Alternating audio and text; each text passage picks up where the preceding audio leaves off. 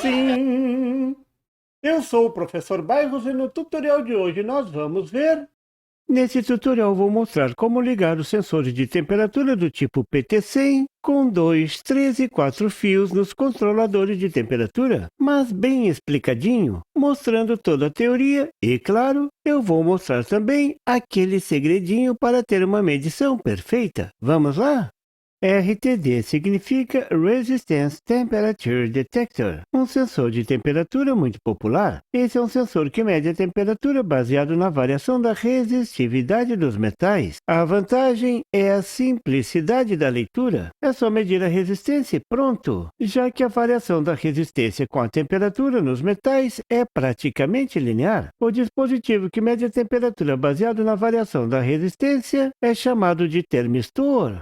O RTD, o termistor mais usado na indústria, é o PT100. Esse PT vem do tipo de metal que é usado na sua construção, a platina, e o 100 significa a resistência desse termistor a 0 graus centígrados. Isso é 100 ohm, simples assim. O gráfico da figura mostra a variação da resistência do PT100 em relação à variação da temperatura. Note que a resistência varia de forma quase proporcional com a temperatura numa região larga do gráfico. Se a temperatura aumenta, a resistência aumenta junto. Por isso, esse tipo de termistor é chamado de PTC, que quer dizer coeficiente positivo de temperatura. O PT100 é muito usado na indústria para medir temperatura em fornos, líquidos, por isso tem uma montagem robusta. Ele pode ser fixado de forma a evitar vazamentos, perda de calor, interferências elétricas, corrosão. Em suma, ele é feito para o ambiente industrial. Na eletrônica, a aplicação do termistor é nos sensores de temperaturas chamados simplesmente de PTC.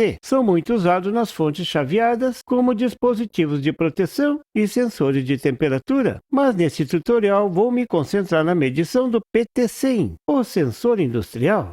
O importante para o técnico é saber como ligar o PT100. Para entender bem direitinho, é preciso entender como é feita a medição. Como o PT100 é uma resistência, então o processo é similar a medir uma resistência. O instrumento é um grande ohmímetro. O circuito para medir a resistência é muito simples. Uma fonte de corrente faz circular uma corrente constante e precisa sobre o PT100 e um voltímetro é usado para medir a tensão. Mas é um voltímetro industrial. No seu circuito de entrada existe um amplificador de instrumentação com um amplificador operacional, um amplificador diferencial. Já falamos muito sobre esse tipo de circuito aqui nesse canal Amalucado. O problema dessa medição é onde ligar ao voltímetro para evitar que a resistência dos cabos influa na medição. Sim, as resistências dos cabos estão em série com o PT100. E como todo mundo está careca de saber, as resistências em série se somam. E no final, a resistência de todos os cabos poderão bagunçar tudo. Saber ligar de forma correta o instrumento que vai medir a temperatura é fundamental. Vamos ver então como fazer isso.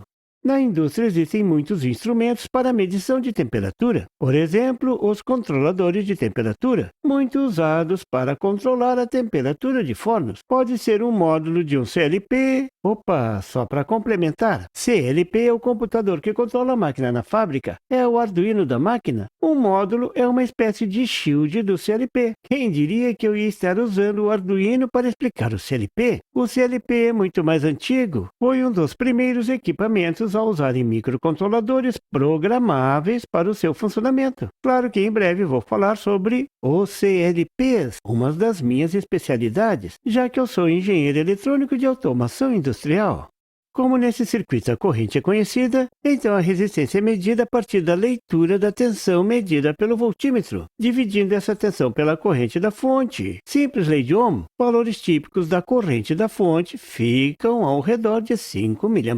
Veja o conceito. É muito simples. Lei de Ohm e mais nada. Veja como ligar o PT100 no controlador de temperatura. Existem 3 formas de ligar. A primeira é usando somente 2 fios. É a mais simples. Essa da figura.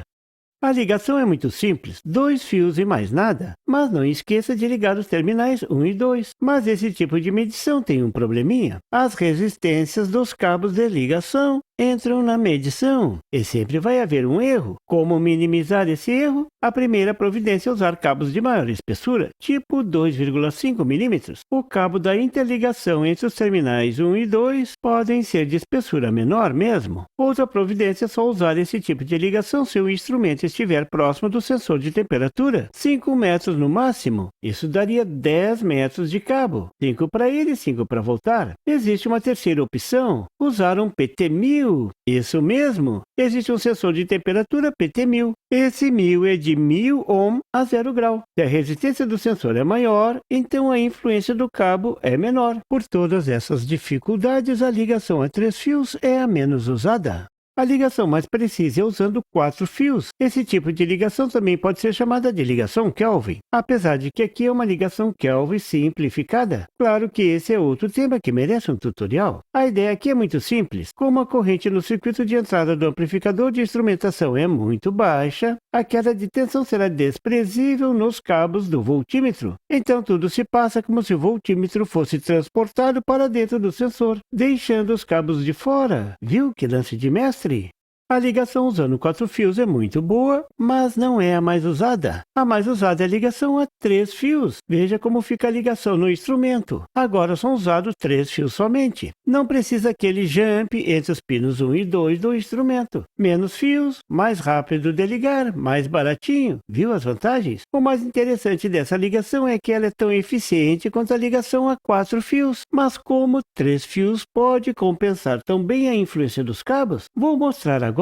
Essa teoria eu acho fantástica. Veja e no final me diga se você concorda comigo. O truque aqui é fazer 2 medições. Claro que quem vai fazer isso é o circuito eletrônico do instrumento. No nosso exemplo é um controlador de temperatura da Novos, um fabricante nacional de excelência. O segredo é que internamente o instrumento tem uma chave comutadora. Claro que eu escondi o jogo nos desenhos anteriores. Tem que ser com emoção. Agora veja a mágica acontecendo. Primeiro, o instrumento comuta a chave de forma a medir as resistências dos cabos RL2 e RL3, como uma medição comum de 2 fios. Com isso, o instrumento sabe a soma das resistências dos cabos RL2 e RL3.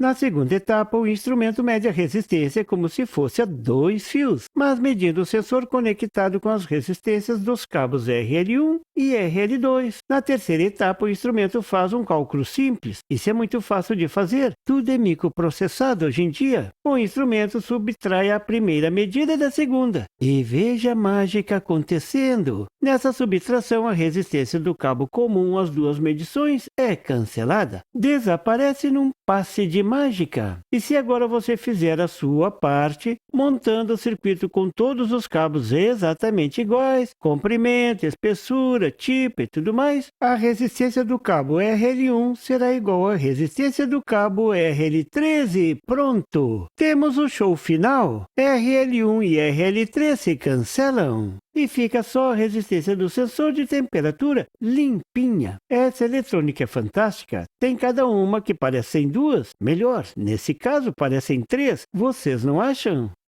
Você viu neste tutorial como ligar o sensor de temperatura industrial PT100 nos mínimos detalhes. E quando for ligar com 3 fios, você tem que fazer a sua parte. Usar 3 fios exatamente iguais, mesmo comprimento, espessura. Bem, não precisa ser exatamente iguais. As cores podem ser diferentes. Bom proveito!